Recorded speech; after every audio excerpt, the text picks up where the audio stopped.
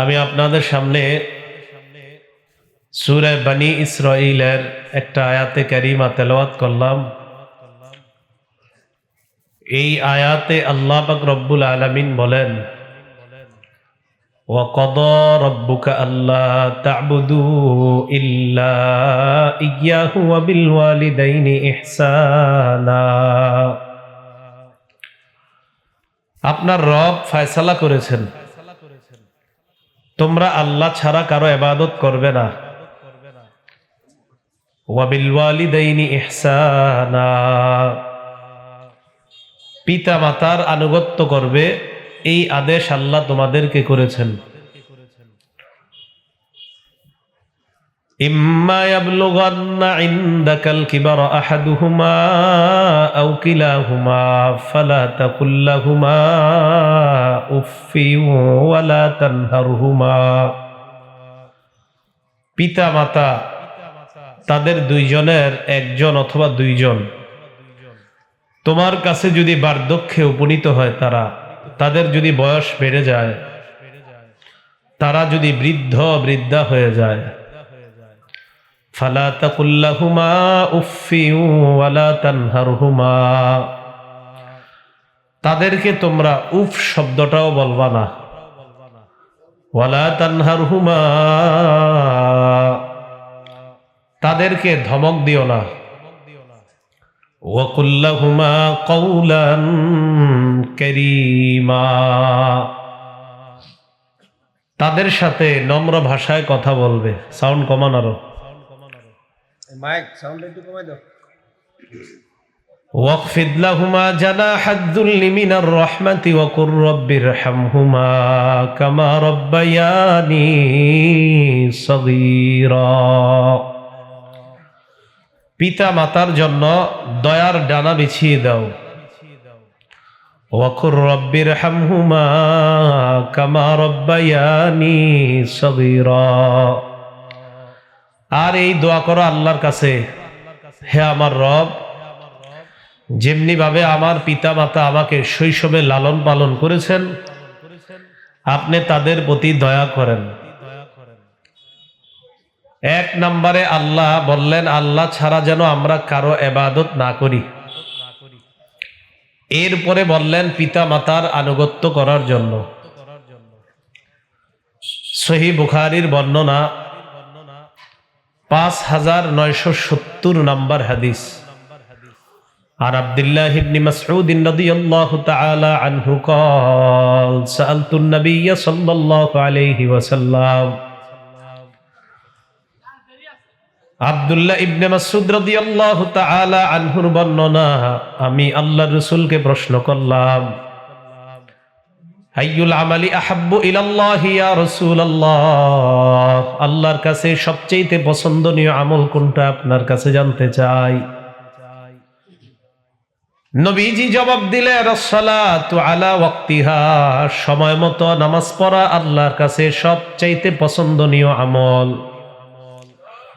আমি আবার প্রশ্ন করলাম, সুম্মা আইয়ুন ইয়া রাসূলুল্লাহ, এরপর আল্লাহর কাছে সবচেয়ে পছন্দনীয় আমল কোনটা?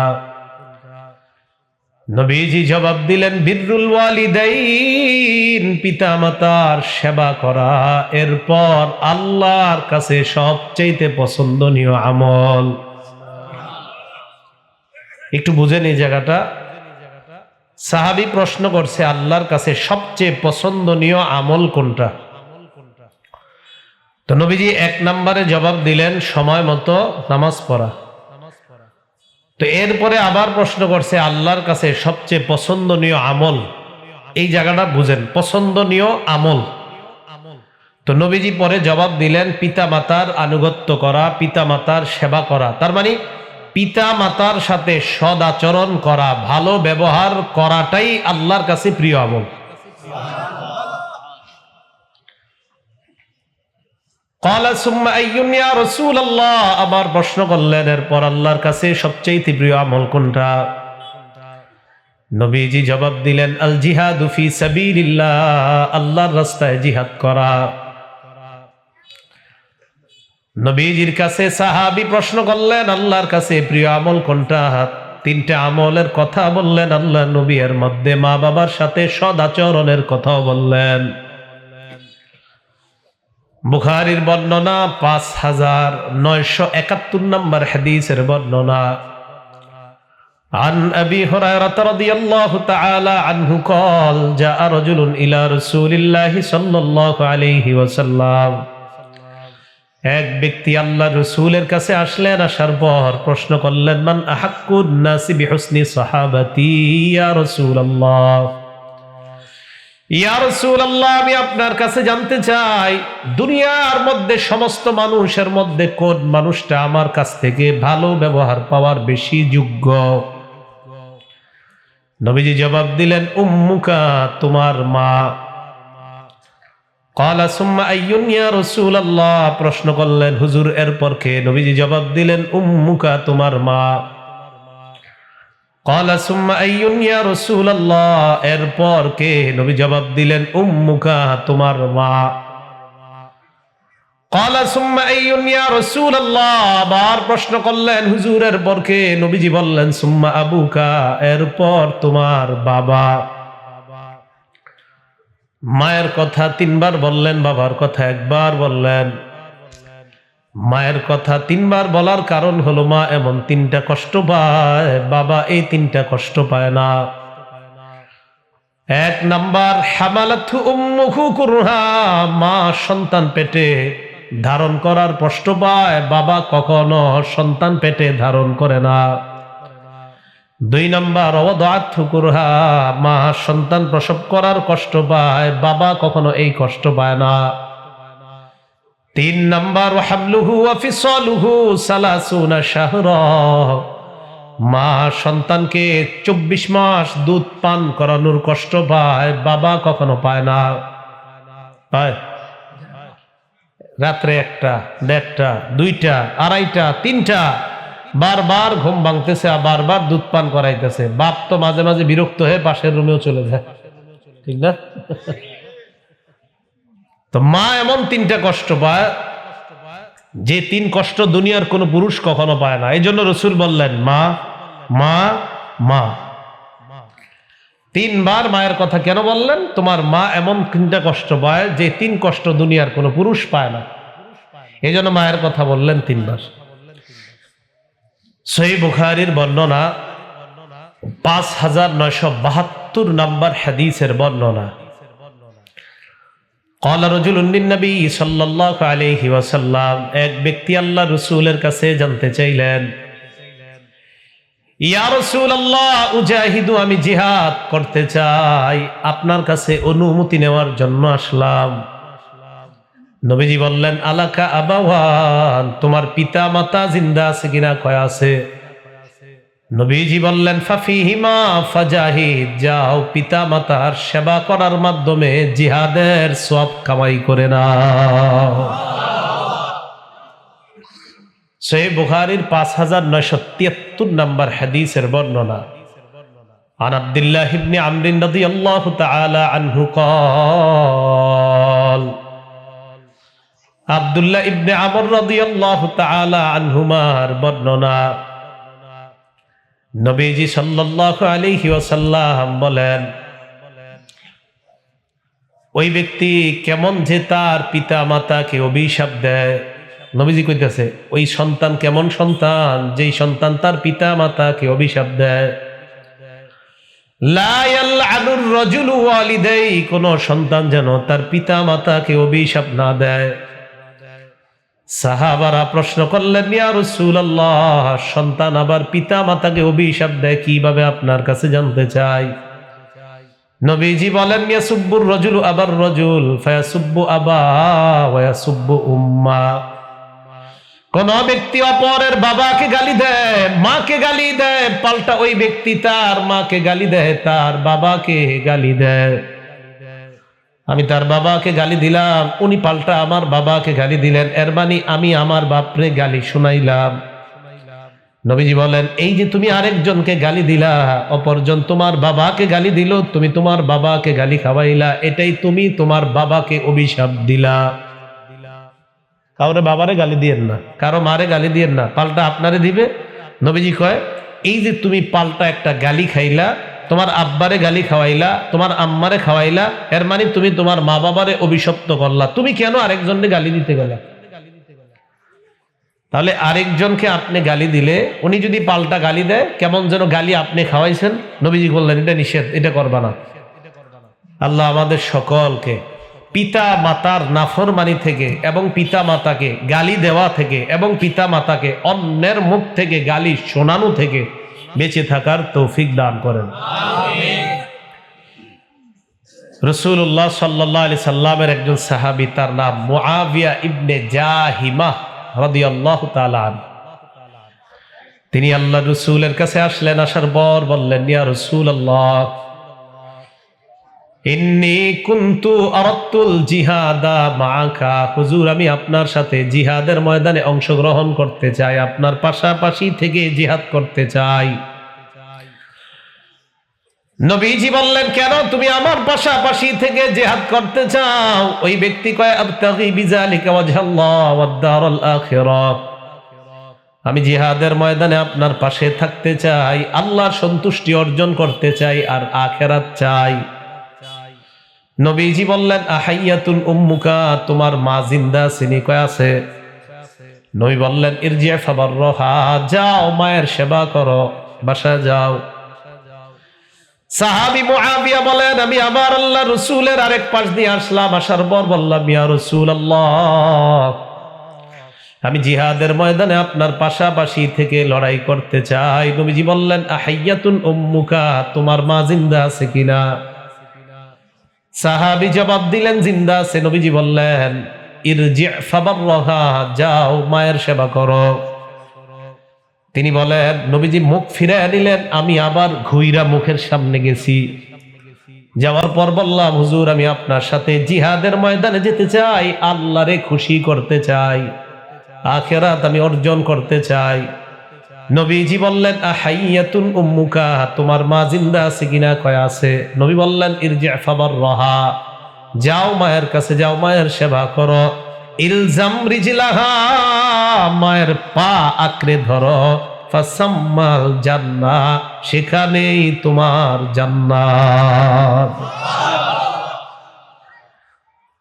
তুমি মায়ের সেবা করো, সেখানেই তোমার জান্নাত। আপনারা প্রথম পেঁপে, প্রথম ফল, প্রথম ডাব, প্রথম নারিকেল, মুরগির প্রথম বাচ্চা, কবুতরের প্রথম বাচ্চা মাঝে মাঝে কই জানি নিয়ে যান দেওয়ার জন্য। যেটা অমুক জায়গায় দিমু, অমুক জায়গায় দিমু, বরকত হবে। আপনার আব্বা আম্মা জিন্দা আছেনি? হ্যাঁ আছে। আপনার আব্বার বয়স কত? ৭০। আম্মার বয়স কত? ৬৫। দুজন আছে? কয় আছে। তো প্রথম পেঁপে নিয়ে কোথায় যান? আমার অমুকের কাছে যাই। অমুকের কাছে জান্নাত আছে কিনা? আল্লাহ নবী বলে নাই। মায়ের কাছে জান্নাত আছে, নবী বলছেন। ফাসাম্মাল জান্নাত, সেখানে জান্নাত, সেখানে না, সেখানে জান্নাত। মা বাবা, এখানে জান্নাত। আর যেখানে পেঁপে নিয়ে দৌড়াইতেছেন প্রথম ফলটা, সেখানে জান্নাত কিনা এটা নবী বলে নাই। তবে মা বাবার এখানে জান্নাত, এটা নবী বলছেন। এখানে আগে খাওয়ান, আপনি এখানেই ফলটা আগে খাওয়ান। আল্লাহ আমাদের সকলকে ইসলাম বুঝার তৌফিক দান করেন। রাসূলুল্লাহ সাল্লাল্লাহু আলাইহি ওয়াসাল্লামের মহিলা সাহাবিয়া তথা নবীজির বিবি আম্মা জান আয়েশা সিদ্দিকা রাদিয়াল্লাহু তাআলা আনহা বলেন, ক্বালা রাসূলুল্লাহ সাল্লাল্লাহু আলাইহি ওয়াসাল্লাম, নবীজি বলেন, রাআইতুনি ফিল জান্নাহ, আয়েশা আমি দেখলাম আমি জান্নাতে ঘুরে বেড়াই। সুবহানাল্লাহ। নবীজি স্বপ্নে দেখলেন জান্নাতে। আম্মা জান আয়েশাকে বলেন, আয়েশা আমি যখন জান্নাতে ছিলাম জানোনি সেখানে কি ঘটছে? আমি জান্নাতের মধ্যে ঘুরতে লাগলাম। সামিআতু সাওতা কারিইন, একজন কারি সাহেবের, কোরআনের পাঠকের কোরআন তেলাওয়াত আমার কানে শুনতে পাইলাম। ফেরেশতাদেরকে আমি প্রশ্ন করলাম, মান হাযা, এই ব্যক্তিকে যার কোরআনের আওয়াজ আমি আমার কানে শুনতে পাই।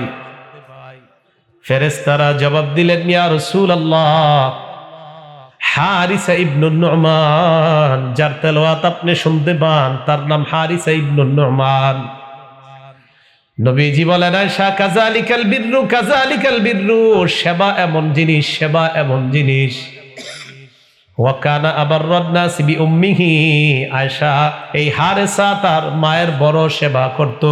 এই মায়ের সেবা করার কারণে তার কোরআনের আওয়াজ আল্লাহ জান্নাতে আমাকে শোনায়া দেয়। তাহলে আল্লাহ বললেন, এক নাম্বার আল্লাহ ছাড়া কারো ইবাদত করবা না, দুই নাম্বার পিতা মাতার প্রতি সদাচরণ করবা, এটা আল্লাহ বলে দিলেন। একজন তাবি, তার নাম তাইসালাহ ইবনে মাইয়াস। কি নাম? মনে রাখতে পারবে? আচ্ছা, পুরাটা দরকার নেই, বলেন তাইসালাহ, বেশ এতটুকুই। ইমাম বুখারী রহমতুল্লাহ আলাইহির একটা কিতাব আছে নাম আল আদাবুল মুফরাদ। বুখারী তো ওনার কিতাব, আরেকটা কিতাব আছে নাম আল আদাবুল মুফরাদ। এই কিতাবের ৮ নম্বর হাদিসের বর্ণনা। তাইসালা ইবনে মাইয়াস রহমতুল্লাহ আলাইহি বলেন, কুনতু মা'আন নাজদাত, বিভিন্ন জায়গায় আমি যুদ্ধের ময়দানে অংশগ্রহণ করতাম, বিভিন্ন জায়গায় যাইতাম, আর জিহাদের ময়দানে আমি শরীক হইতাম। ফাসাবতু যুনুবান আরাহা মিনাল্লাহ আরাহা ইল্লা মিনাল কাবাইর, আমি দেশে দেশে ঘুরতে ঘুরতে আমার এমন কিছু অপরাধ হয়ে গিয়েছে যে অপরাধগুলো আমার কাছে কবিরা গুনাহ বলে মনে হয়। আব্দুল্লাহ ইবনে ওমরের কাছে গেলাম, যাওয়ার পর যাকারতু যালিকা লি ইবনে ওমর, আব্দুল্লাহ ইবনে ওমরকে আমি গুনাহের কথাগুলো প্রকাশ করলাম। আব্দুল্লাহ ইবনে ওমর বললেন, মাহিয়া, তুমি যে গুনাহগুলা করলা, গুনাহগুলা কি কি, কোন কোন গুনাহগুলা তুমি করছো? আমি জবাব দিলাম, কাজা ওয়া কাজা, অমুক অমুক গুনাহ আমি করেছি।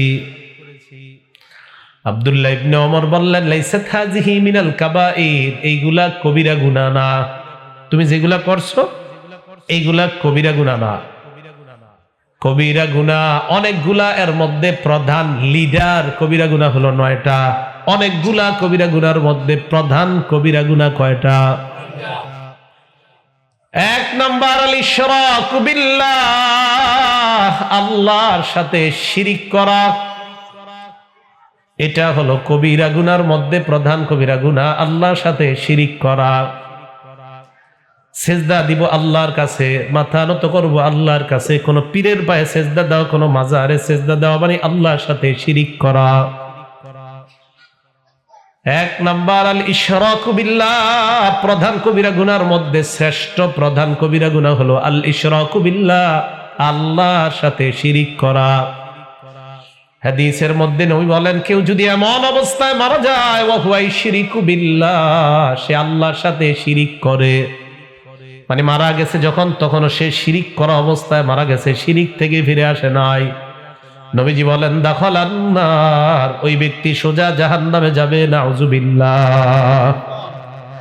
বুখারীর বর্ণনা, নবীজি বলেন, আতানি জিবরিল, জিবরিল আমার কাছে আসছে, আসার পর কয়, ইয়া রাসূলুল্লাহ, মান মাতা মিন উম্মাতিকা লা ইউশরিকু বিল্লাহি শাইআ, আপনার কোন উম্মত যদি এমন অবস্থায় মারা যায় যে উম্মতটা আল্লাহর সাথে শিরিক করে নাই, দাখালাল জান্নাহ, ওই উম্মত জান্নাতে প্রবেশ করবে।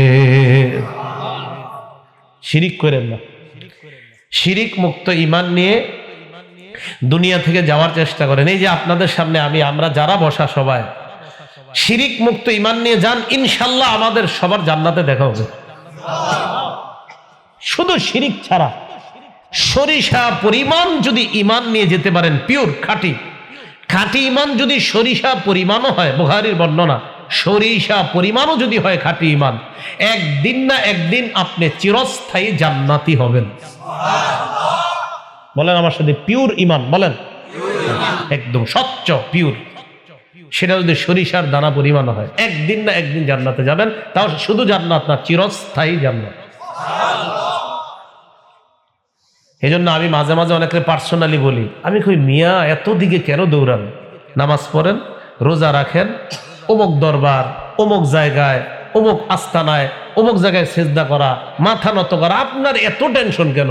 নামাজ পড়েন, রোজা রাখেন, বাবা থাকলে এদের সেবা করেন, না থাকলে পরিবারটা নিয়ে সুন্দরভাবে হালাল খানা খান, মরেন, জান্নাতে ঢুকেন। নিজেরাই জীবনটারে কঠিন বানান, জান্নাতে যাওয়া সহজটারে নিজেরাই কঠিন বানান। কথা বুঝে আসে নাই? আল্লাহ বুঝার তৌফিক দান করেন। তো 1 নাম্বার শিরিক করা, এটা অনেক বড় অপরাধ। 2 নাম্বার সিহরু, জাদু করা, কাউরে জাদু করবেন না। 3 নাম্বার অকতলু নাসামা, মানব হত্যা করা, জীব হত্যা করা, মানুষ হত্যা করা, মানব হত্যা করা বা নর হত্যা করা।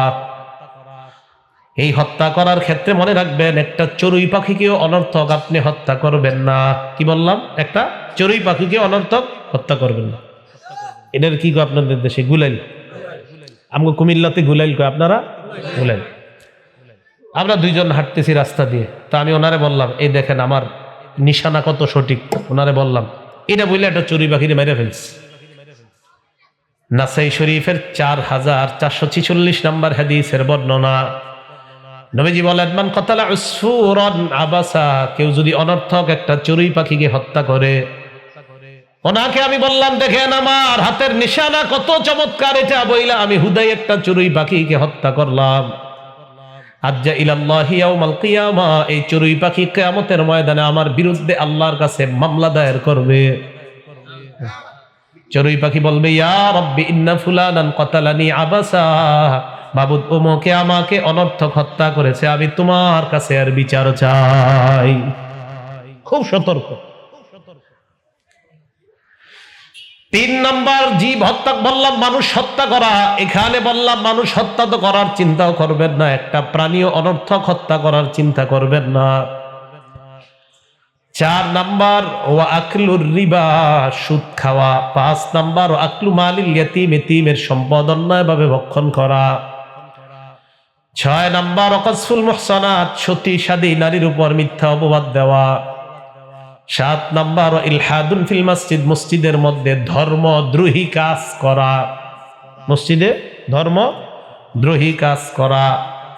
8 নাম্বার আল্লাযী ইস্তাসখিরু, ধর্ম নিয়ে উপহাস করা, এটা ভয়ঙ্কর অপরাধ। ধর্ম নিয়ে উপহাস করা যাবে না। ইসলাম ধর্মের মধ্যে আছি, আমি আছি, আমরা সবাই আছি ইসলাম ধর্মের মধ্যে। হঠাৎ ইসলাম ধর্মের একটা বিধান আপনি পালন করতে পারেন না, এই জন্য আপনি উপহাস শুরু করে দিলেন। যেমন আপনি বললেন ফরজ গোসল আপনার হয়েছে শীতকালে রাতের বেলা 3টার দিকে গোসল করতে হবে, এখন আপনি বলে ফেললেন ইসলাম ধর্মের এই বিধানটা কেমন জানি পছন্দ হয় না, আওয়াজ দিয়ে বলেন নাউজুবিল্লাহ। সাবধান, ইসলাম এটা শ্রেষ্ঠ, এটা আল্লাহর কাছে মনোনীত ধর্ম। আমি আর আপনি সারা জীবন যদি শুধু সিজদায় করে যেতে চাই, তবে আমার আব্বা আম্মা কাঁদতেছে, আমি যে চলে যাব। দেখেন কি কয় নবীজি, নবীজি কয় তোমার আব্বা আম্মা কাঁদতেছে, কয় হ্যাঁ।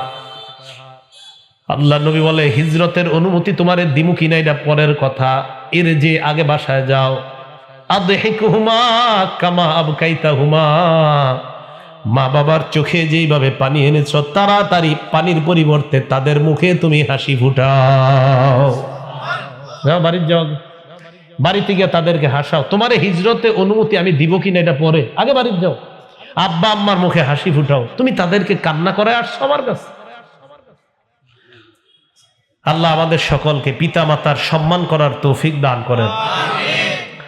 তো বলছিলাম যে মা বাবার চোখে যদি আপনি পানি আনেন, এটা ভয়ঙ্করতম অপরাধের অন্তর্ভুক্ত হয়ে যায়। এখন খুব মনোযোগ দিয়ে শুনবো, এতক্ষণ পিতা মাতাদেরকে খুব সুন্দর কথা বললাম, এবার মনোযোগ দিয়ে শোনেন। পিতা মাতার সেবা যারা করবে তাদের পরিচয়টার নাম জেনে কি? সন্তান। বলেন কি? সন্তান। পিতা মাতা আপনারা যারা আছেন, আপনি আপনার সন্তানটাকে ছোটবেলা থেকে এমন ভাবে বড় করেন যেন বড় হওয়ার পর সে অটোমেটিক আপনাকে সম্মান করা শিখে যায়, আপনাকে যেন বৃদ্ধাশ্রমে রেখে আসার মানসিকতা তৈরি না হয়, এমন ভাবে সন্তানটারে বড় করেন। এজন্য আমরা যারা এখানে পিতা আছি, যারা পিতা আছেন, নতুন নতুন বিয়ে যারা করছেন এবং যারা পিতা আছেন, মন দিয়ে শোনেন। সন্তানের 12টা অধিকারের কথা আমরা মনে রাখবো, যেই 12টা অধিকার সন্তান আমাদের কাছে পাওনা। বলেন কয়টা অধিকার? 12টা অধিকার আমাদের কাছে পাওনা। এক নাম্বার, সন্তান জন্মগ্রহণ করার পর দুনিয়াতে না আসতেই ফেসবুকে একটা ছবি উঠায় পোস্ট করে দিয়ে বলবেন জীবনের প্রথম চাচা হওয়ার অনুভূতি কেমন। এটা ফেসবুকে লিখবেন, এটা প্রথম অধিকার সন্তানের। এটা দুনিয়াতে আসে না, এখন আপনি ফেসবুকে পেয়ে যাবেন যেটা এসে গেছে, ঠিক না? কয় প্রথম চাচার অনুভূতি আজকে নিলাম, স্বাদ নিলাম, প্রথম মামা হওয়ার স্বাদ উপভোগ করছি। হযরত হাসান দুনিয়াতে আসার পর আল্লাহ রসুল কোন ফেসবুকে ছবি দিয়েছে বলেন? ফেসবুকে প্রথমে ছবি দেয় নাই, আল্লাহ নবী হাসানের কানে আজান দিছে। তাহলে সন্তানের প্রথম অধিকার দুনিয়াতে আসার পর সন্তান আজান পাবে কানের মধ্যে। জোরে বলেন, সন্তানের প্রথম অধিকার কি পায়? তাহলে আপনার সন্তান ছেলে হোক মেয়ে হোক, আপনার সন্তান দুনিয়াতে আসার পর প্রথম অধিকার তার কানের মাঝে কার নামটা উচ্চারিত হবে? মাশাআল্লাহ। তিরমিজি শরীফের বর্ণনা, আবু দাউদ শরীফের বর্ণনা, নাসাই শরীফের মধ্যে আসছে। আবু দাউদ শরীফের হাদিসটা শুনি আমরা। আবু দাউদ শরীফের বর্ণনা, উবাইদুল্লাহ ইবনে আবি আওফা তিনি বলেন রাআইতু রাসূলুল্লাহ সাল্লাল্লাহু আলাইহি ওয়াসাল্লাম আযানা ফি উযুনিল হাসান ইবনে আলী ইবনে আবি তালিব রাদিয়াল্লাহু তাআলা আন হিনা ওয়ালাদাতহু ফাতিমা বিস-সালাহ। ফাতিমা রাদিয়াল্লাহু তাআলা আনহা যেদিন হযরতে হাসানকে প্রসব করলেন, দুনিয়ার মধ্যে হযরতে হাসান যেদিন দুনিয়াতে আসছে, আমি আল্লাহ রাসূলকে দেখলাম নামাজের যেই আজান আমরা দেই অবিকল ওই আজান আল্লাহ রাসূল হাসানের কানের মধ্যে দিয়ে দেয়। তাহলে সন্তানের প্রথম অধিকার, সন্তান দুনিয়াতে আসার পর জোরে সবাই বলেন কি করব? তার কানে আমরা, ছেলে হোক মেয়ে হোক, বলেন ছেলে হোক মেয়ে হোক, এইগুলো প্রথম অধিকার। দুই নাম্বার অধিকার তাহনিক করানো। বলেন কি করানো? একটু মন দিয়ে শোনেন। একটা খেজুর কোন আল্লাহওয়ালা আলেমের মুখে দিবেন। এই যে আপনাদের এলাকার বড় আলেমে দিন আছেন, আল্লামা আশেকে মুস্তফা সাহেব আছেন, আরো বর্মী মাশাআল্লাহ দাওরা হাদিস মাদ্রাসা তো অনেকগুলো মনে হয় মোটামুটি। তো কোন মুহাদ্দিস শেখুল হাদিস সাহেবের মুখের এক খেজুর, মূলত নিয়মটা হলো বড় কোনো আল্লাহওয়ালার কাছে আপনার সন্তানকে নিয়ে যাবেন, যদি পারেন আর কি, যদি আপনার ভাগ্য ভালো হয়ে যায় তো মসজিদের পাশাপাশি যদি কোনো বড় আলেমকে পেয়ে যান, সাথে সাথে বাচ্চাটাকে নিয়ে যাবেন। নিয়ে যাওয়ার পর উনি কি করবে? উনি খেজুর চাবাবে। আর যদি আপনার সাথে ক্লোজ কারো সম্পর্ক থাকে কোনো বড় আলেমের, ওনারে নিয়ে গেলেন, অপেক্ষা করাইলেন, তো ওনার কাছে আনার পরে উনি খেজুর চাবাবে। চাবানোর পর প্রথমে থুতুটা আপনার সন্তানের মুখে দিবে। দেওয়ার পর ওই চাবানো থুতু মানে খেজুর চাবানো থুতু, এরপরে সামান্য খেজুরের একটু অংশ, একদম সামান্য, বাচ্চা তো একদম হালকা মানে আর্দ্রতা, বাচ্চার মুখের ভিতরের এই তালুর মধ্যে লাগাই দিন। তাহলে দুই নাম্বার তাহনিক করানো। আমি যদি আলেম ছাড়া অন্য যারা আছেন আপনাদেরকে বলি যে তাহনিক কাকে বলে, বলতে পারবেন না ইনশাল্লাহ?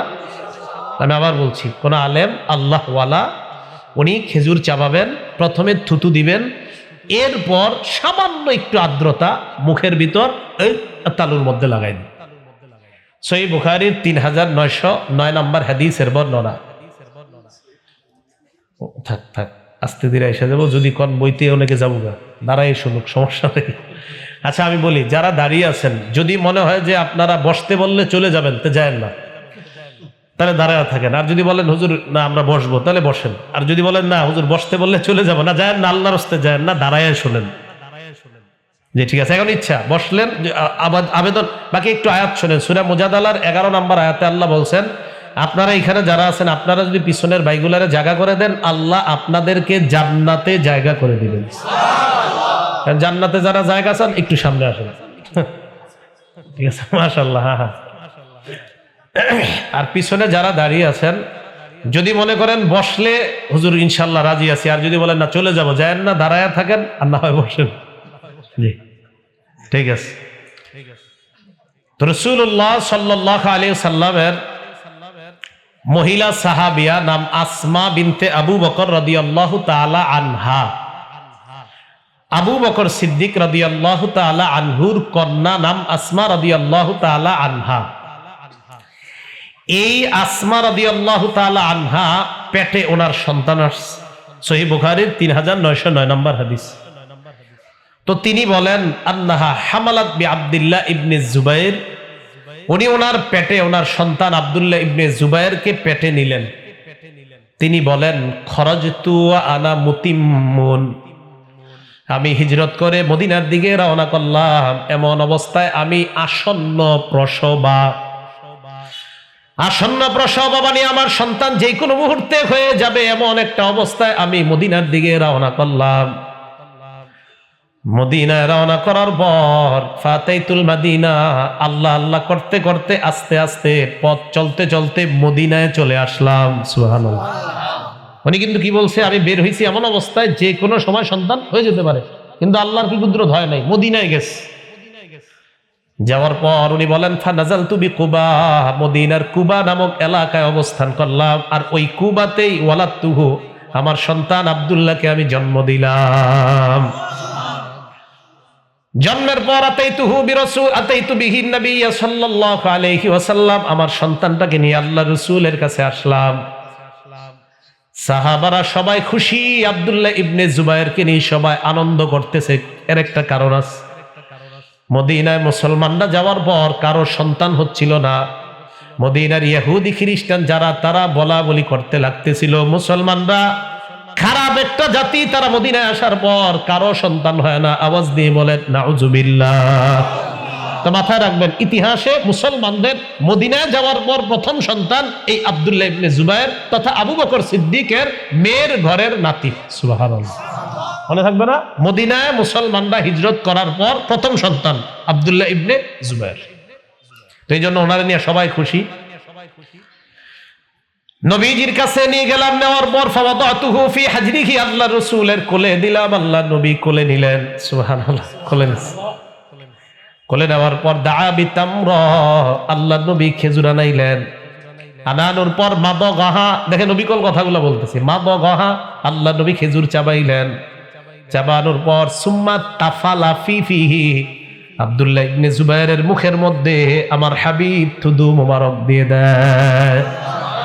হাদিসের মধ্যে আছে ফাকানা আউওয়ালা শাইইন দাখালা বাতনা বা জাওফা আব্দুল্লাহ ইবনে জুবাইর রিকু রাসূলিল্লাহ সাল্লাল্লাহু আলাইহি ওয়াসাল্লাম, আব্দুল্লাহ ইবনে জুবাইরের পেটের মধ্যে দুনিয়ার অন্য কোনো খাবার প্রথম যায় নাই, সর্বপ্রথম আল্লাহর নবীর থুতু মুবারক তার পেটে যায়।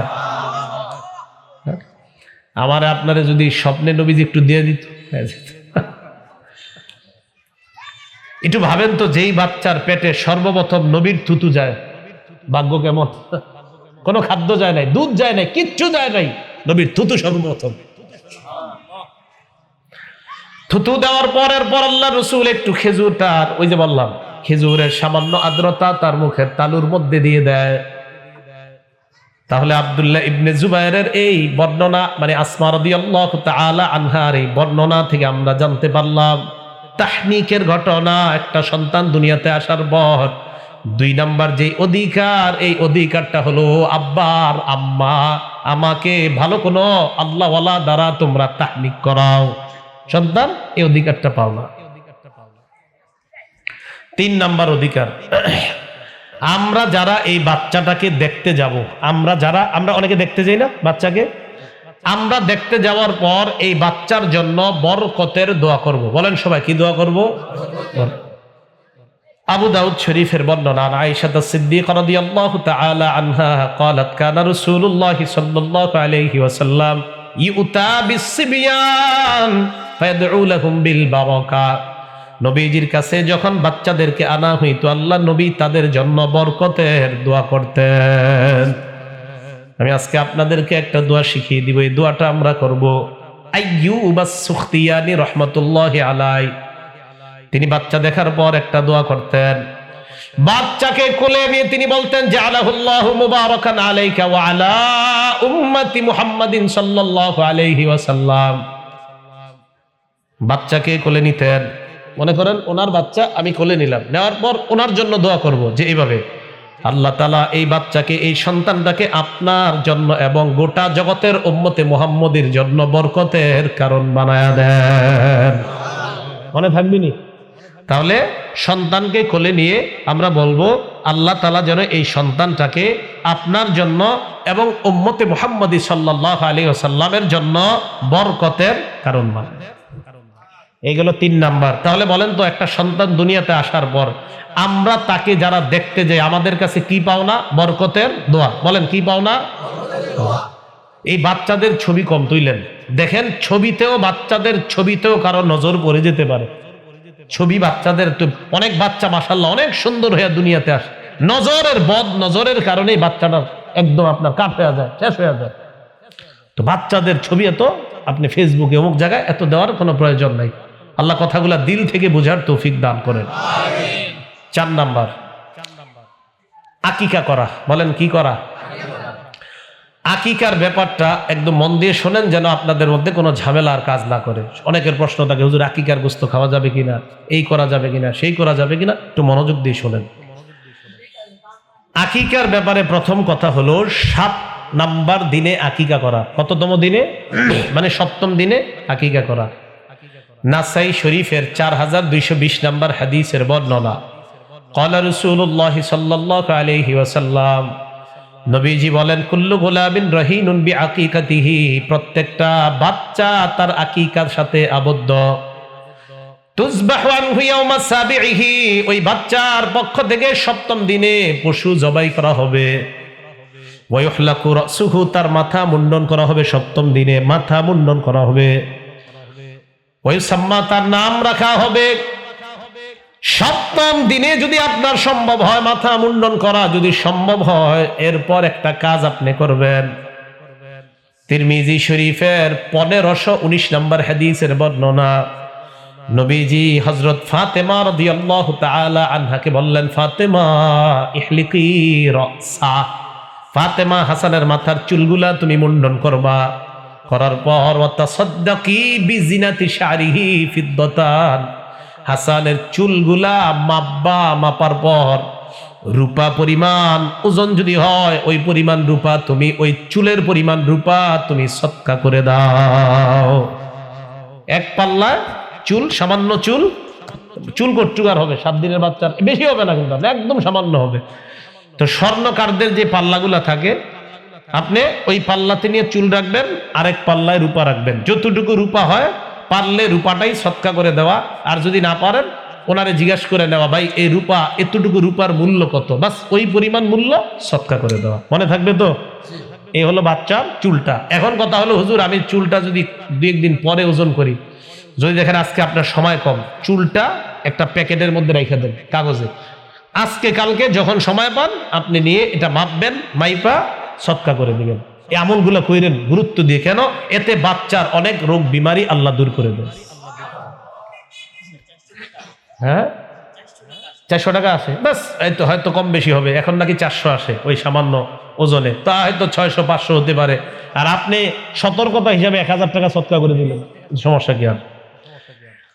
এখন কথা হলো, আকিকা ছেলের পক্ষ থেকে 2টা, মেয়ের পক্ষ থেকে 1টা। বলেন ছেলের পক্ষ থেকে কয়টা পশু আর মেয়ের পক্ষ থেকে 1টা। কারো যদি সামর্থ্য কম থাকে তাহলে ছেলের পক্ষ থেকে 1টা দিতে পারেন, সমস্যা নেই। আক্কা রাসূলুল্লাহ সাল্লাল্লাহু আলাইহি ওয়াসাল্লাম আনিল হাসানি বিশাত, তিরমিজির 1514 নম্বর হাদিসের বর্ণনা। আল্লাহ নবী হযরত হাসানের পক্ষ থেকে 1টা খাসি আকিকা করছেন। কয়টা? তাহলে সামর্থ্য যাদের কম আছে, আপনি যদি চান 1টা দিয়ে আকিকা করতে পারেন, কোনো সমস্যা নাই। তবে নিয়ম হলো ছেলের জন্য 2টা, মেয়ের জন্য 1টা। তিরমিজির 1513 নম্বর হাদিসের বর্ণনা। গোলাম মানে ছেলের ক্ষেত্রে 2টা, ওয়ালিল জারিয়া শাতুন, আর মেয়ের জন্য 1টা। যদি সামর্থ্য কম থাকে ছেলের জন্য 1টা দিলেও আদায় হয়ে যাবে। এবার আসেন আকিকার গোশত কারা খাবে? আকিকার গোশত যার আকিকা, কি বললাম, যার, সে সহ সবাই খেতে পারবে। ও তো আর খাবে না 7 দিনের দিনও, আর কি খাবে? তো এটা কথার কথা বললাম আর কি। যদি পারেন ফ্রিজে রেখে দিন, ওরে বড় হইলে খাওয়ায়, নে তোর আকিকার গোশত। মানে কেন বুঝাইতেছি কথাটা, আপনারা অনেকে কি করেন, হুজুর আকিকার গোশত এটা কি খাওয়া যাবে? দাদারা, নানারা, নানিরা, দাদিরা খাইতে চায় না। আরে ভাই এটা খাবেন না কেন? এটা পবিত্র খাদ্য, কেন খাবেন না? এটা না খাইলে আমার জন্য পাঠাই দিন। খাবেন এটা, এটা খাইতে হবে, খাবেন না কেন? মানে হালাল জিনিসটা খাওয়া যাবে কিনা, মানে এটা তো আনন্দ করে খাবেন। তাহলে বলেন হালাল যে জিনিসটা আমাদের জন্য হালাল, এটা অবশ্যই আপনি খাবেন। হ্যাঁ, গরিবদের দিকে দিতে মন চায়, গরিবরেও দেন, সমস্যা নাই। কিন্তু এই মাসালা বলা যাবে না হুজুর এগুলো তো গরিবদের শুধু, না না, গরিবদেরকেও দেন। আপনিও কোরবানির গোশত যেমন আপনিও খান, গরিবদেরকে সবাইরে দেন, এরকম এটা আপনিও খাবেন, সবাইরে দিবেন। কি মনে থাকবে তো? 5 নাম্বার, সুন্দর একটা নাম রাখা। বলেন কি রাখা? তাহলে সল্টু, মল্টু, বল্টু এগুলো না রাখা, সুন্দর একটা নাম রাখা। হ্যাঁ, এটার গুরুত্ব আছে। আপনার জানটা যেদিন কবজা করবে মালাকুল মাউত, সেদিন আপনার আত্মা যখন উপরে নিয়ে যাবে, ফেরেশতারা বলবে এটা কার আত্মা? তখন ওই ফেরেশতা বলবে ফুলান ইবনু ফুলান ইউসাম্মুনাহু বিআহসানি আসমাইহিল্লাতী কানু ইউসাম্মুনাহু বিহা ফিদ দুনিয়া। প্রশ্ন করবে এটা কার আত্মা? ফেরেশতারা জবাব দিবে এটা অমুকের সন্তান, অমুকের আত্মা, এবং একটা সুন্দর নাম, যেই নামটা দুনিয়াতে ছিল আব্দুর রহমান, আব্দুর রহিম, আব্দুল করিম, এই সুন্দর নামে বলবে এটা আব্দুল করিমের আত্মা নিয়ে আমরা আল্লাহর কাছে রওনা করলাম। তাহলে সুন্দর নাম রাখা দরকার আছে না? তো 5 নাম্বার সুন্দর নাম রাখা। আব্দুল্লাহ ইবনে আব্বাস রাদিয়াল্লাহু তাআলা আনহুমার বর্ণনা, তিনি বলেন ইয়া রাসূলুল্লাহ ক্বাদ আলিমনা হাক্কাল ওয়ালিদ ফামা হাক্কুল ওয়ালাদ ইয়া রাসূলুল্লাহ, পিতা মাতার অধিকার আমরা জানি, সন্তানের অধিকার আপনার কাছে জানতে চাই। নবীজি বললেন সন্তানের অন্যতম একটা অধিকার হলো আইয়ুহসিনা ইসমা, সন্তানের সুন্দর একটা নাম রাখা। তাহলে সুন্দর নাম রাখা সন্তান, এই অধিকার আমার আপনার কাছে পাওনা।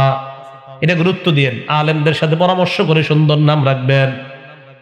6 নাম্বার, সন্তানকে তরবিয়ত শিক্ষা দেওয়া। বলেন সবাই, কি শিক্ষা দেওয়া? এবার আমার সাথে বলেন, বলেন তরবিয়তের মধ্যে, বলেন শ্রেষ্ঠ তরবিয়ত নামাজ। মনে থাকবে না? বলেন নামাজ। আবু দাউদ শরীফের 495 নাম্বার হাদিসের বর্ণনা, ক্বালা রাসূলুল্লাহ সাল্লাল্লাহু আলাইহি ওয়াসাল্লাম, নবীজি বলেন মুরু আওলাদাকুম বিসসালাহ ওয়া হুম আবনাউ 7 সিনিন, সন্তানের বয়স যখন 7 হয় তাকে নামাজের আদেশ দাও। ওয়াদরিবুহুম আলাইহা ওয়া হুম আবনাউ 10 সিনিন, সন্তানের বয়স যখন 10 হয় প্রয়োজনে হালকা আঘাত করে হলো নামাজি করো, মৃদু আঘাত করে হলো নামাজি বানানোর চেষ্টা করা। ওয়াফাররিকু বাইনাহুম ফিল মাদাজি'i, সন্তানের বিছানা আলাদা করে দাও। এটা গুরুত্বপূর্ণ কথা। 2 ছেলেকে এক কম্বলের নিচে, এক কাঁথার নিচে, এক লেপের নিচে রাখবেন না। 2 মেয়েকে এক কাঁথা, এক কম্বল, এক লেপের নিচে রাখবেন না।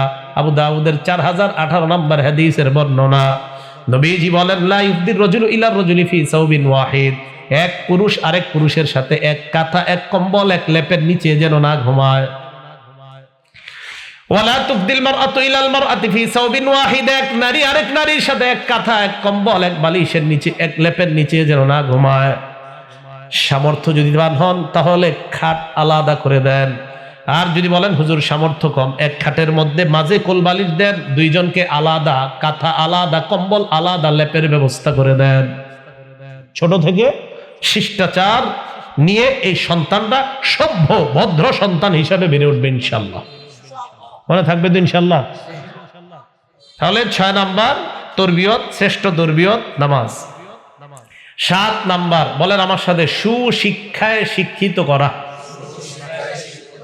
আমি কিন্তু শুধু শিক্ষা বলিনি, কি বলছি হুজুর? সুশিক্ষা, সুশিক্ষায় শিক্ষিত করা। এবার আমার সাথে বলেন সুশিক্ষার শ্রেষ্ঠ শিক্ষা কোরআন। বলেন সবাই, ডাক্তার, ইঞ্জিনিয়ার যা হন সমস্যা নাই, কোরআন সহি শুদ্ধভাবে প্রথমে শিখতেই হবে। ঠিক আছে না ইনশাল্লাহ? আপনার সন্তান, ছেলে মেয়ে, তারা যেই পড়াশোনা, যেই লাইনে পড়াশোনা করুক, কথার কথা, কিন্তু শুরুতে তাদেরকে আপনার পক্ষ থেকে যে শোনো, কোরআন বিশুদ্ধভাবে প্রথমে শিখো, এরপরে অন্য শিক্ষা। আগে কোরআন শিক্ষা।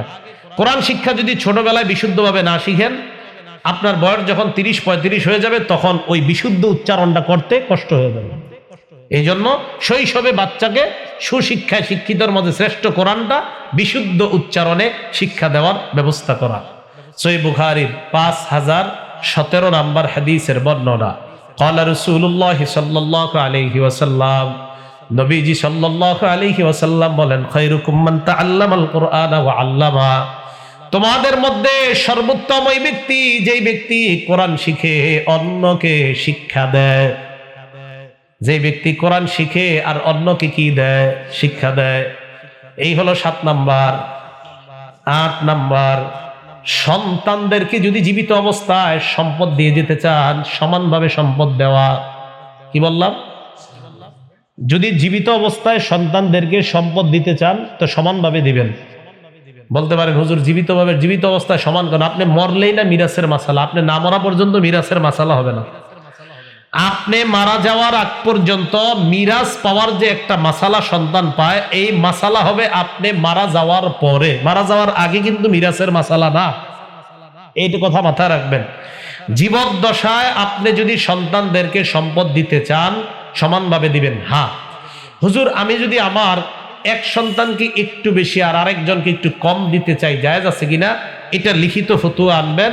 এই শ্রীপুরের কোন ফতুয়া বিভাগ থেকে, আমার জানা মতে লতিফপুর মাদ্রাসায় ফতুয়া বিভাগ আছে, আর কই আছে? বর্মি আছে ফতুয়া বিভাগ।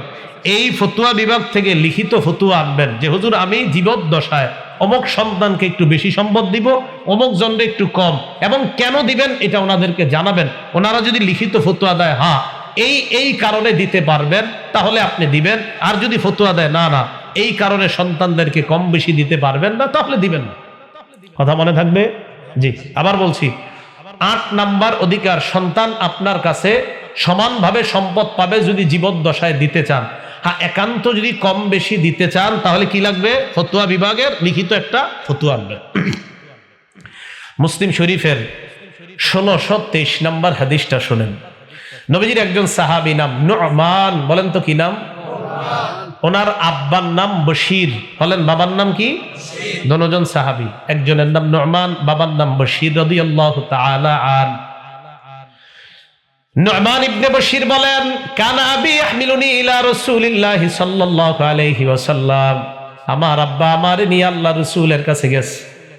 যাওয়ার পর বললেন, ইয়া রাসূলুল্লাহ ইশহাদ আন্নী কদ নাহালতু নু'মান কাযা ওয়া কাযা। ইয়া রাসূলুল্লাহ, আমি আমার ছেলে নু'মান রে ওই সম্পত্তিটা দিলাম, আপনি সাক্ষী থাকেন। নবীজি বলেন, আনাহালতা মিসলামা আনাহালতা নু'মান, নু'মানকে যা যা দিছো অন্যদেরকে তা দিছো কিনা? অন্য ছেলেদেরকে সমানভাবে দিয়েছো কিনা? কয় না। নবীজি কয়, ফাশহাদ আলা হাযা গায়রি, তাহলে আমারে ছাড়া অন্য কাউরে সাক্ষী বানাও। তুমি নু'মানরে যে দিছো অন্য সন্তানদেরকে এরকম দিছো? কয় জি না। তো আমারে ছাড়া অন্য কাউরে সাক্ষী বানাও, আমারে না। নবীজি এবার কি বলে দেখেন, না ইয়াসুররুকা ইয়াকুনু ইলাইকা ফিল বিররি সাওয়াআন, অথবা সাওয়াআন ফিল বিররি। তুমি কি চাও তোমার সব সন্তানরা যেন তোমার প্রতি সুন্দর আচরণ করে? এটা কি তুমি চাও? কয় জি হুজুর, এটা আমি চাই। নবীজি কয়, সব সন্তানদের থেকে আচরণ ভালো চাও, তাহলে সম্পদ কেন কম বেশি দিবা? সব সন্তানদের থেকে তুমি সমানভাবে ভালো ব্যবহার চাও, তো তাদেরকে সমানভাবে সম্পদ দিয়ে দাও। কথা বুঝে আসছে? 9 নাম্বার, সন্তানের বিয়ের বয়স হলে বিয়ে করায় দেওয়া।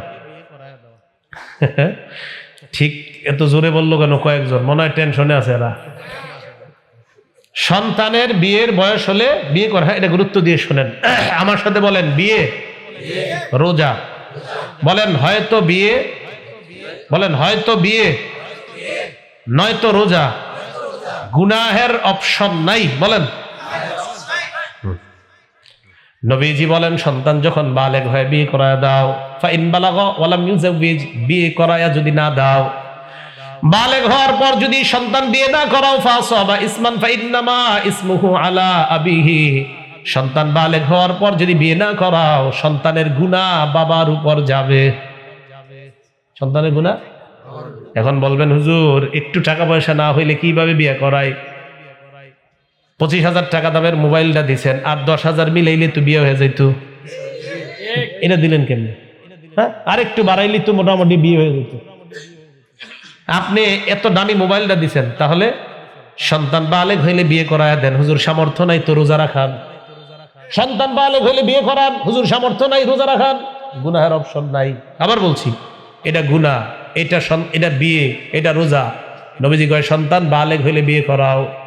হুজুর বিয়ে না করাইলে গুনাহ করে, নবীজি কয় গুনাহের অপশন নাই, রোজা রাখাও। টাকা আছে বিয়ে করাও, টাকা নাই রোজা রাখাও, গুনাহের অপশন নাই। মনে থাকবে, টাকা নাই রোজা রাখান, টাকা আছে বিয়ে করান, গুনাহ করানো যাবে না। আপনি তো গুনাহ করানোর জন্যই দিছেন একটা, মাশাআল্লাহ। তাহলে 9 নাম্বার, বিয়ের বয়স হলে বিয়ে করায় দেওয়া। তাহলে আমার সাথে বলেন তো, হয়তো বিয়ে নয়তো কিসের অপশন নাই? অপশন নাই। 10 নাম্বার, বিয়ের ক্ষেত্রে সন্তানের মতামত, এটাও আপনি শুনবেন। আপনি একটা মেয়ে দেখে আসছেন, আইসা বললেন আগামী শুক্রবারে তোর বিয়া, রেডিও, মানে কি? হ্যাঁ, এটা হাদিসে আসছে, নিষেধ। মুসনাদে আহমদের বর্ণনা, এক মেয়ে আসছে আম্মাজান আয়েশা সিদ্দিকার কাছে রাদিয়াল্লাহু তাআলা আনহা। আসার পর কয়, আম্মা জান দেখেন কি ঘটনা ঘটছে। ইন্না আবি যাওয়াজানি মিন ইবনি আখিহি, আমার আব্বা আমারে তার ভাইয়ের ছেলে তথা আমার চাচাতো ভাইয়ের সাথে জোর করে বিয়ে দিয়ে দিছে। আম্মা জান আয়েশাকে বলেন, আম্মা জান আনা কারিহা, এই বিয়েতে আমি রাজি ছিলাম না। এরকম ঘটনা ঘটেনি আমাদের দেশে? আম্মা জান আয়েশা বলেন, ইজলিসি হাত্তা ইয়াতিয়া রাসূলুল্লাহ, নবী আসা পর্যন্ত অপেক্ষা করো। আল্লাহ নবী আসলেন, আসার পর নবীজি বললেন, কি হয়েছে বলো? ইয়া রাসূলুল্লাহ, আমার আব্বা আমার চাচাতো ভাইয়ের সাথে আমাকে জোর করে বিয়ে দিয়ে দিছে, এই বিয়েতে আমি রাজি ছিলাম না।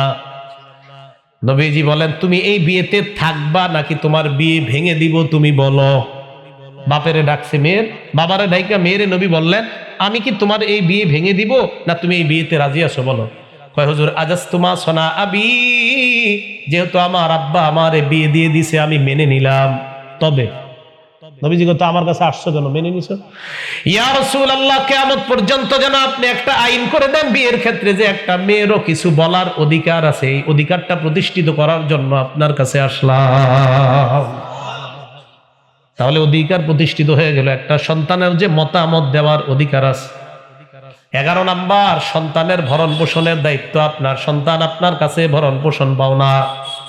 আবু দাউদ শরীফের বর্ণনা, কাফা বিল মারই ইসমান আইয়ুদাইয়া মা ইয়াকুত, আপনার সন্তানের টাকা পয়সা তাদের পিছনে আপনি খরচ না করে পিছনে আপনি লাগানো, গুনাহগার হওয়ার জন্য আপনি বাবা এতটুকুই যথেষ্ট। তাহলে সন্তানের ভরণ পোষণের দায়িত্ব আপনার। 11। 12 নাম্বার, সন্তানের বিরুদ্ধে বদদোয়া করবেন না। এই বদদোয়া না করাটা, এটার পরিবর্তে সন্তানের জন্য দোয়া করা, সন্তান এটা আপনার কাছে পাওনা। বদদোয়া না করা এটা আপনার কাছে পাওনা, যে আব্বা আপনি আমার বিরুদ্ধে বদদোয়া করেন না। তো সন্তান যারা আছেন আপনারা আবার শোনেন, বাবা মা কখনো ইচ্ছা করে বদদোয়া করে না, বদদোয়া এসে যায়। আমরা যারা সন্তান, আমরা এমন আচরণ করব না যে মা বাবা বদদোয়া এসে যায়, কারণ কোনো মা বাবা সাধারণত ইচ্ছা করে বদদোয়া করে না, বদদোয়া আসলে এসে যায়।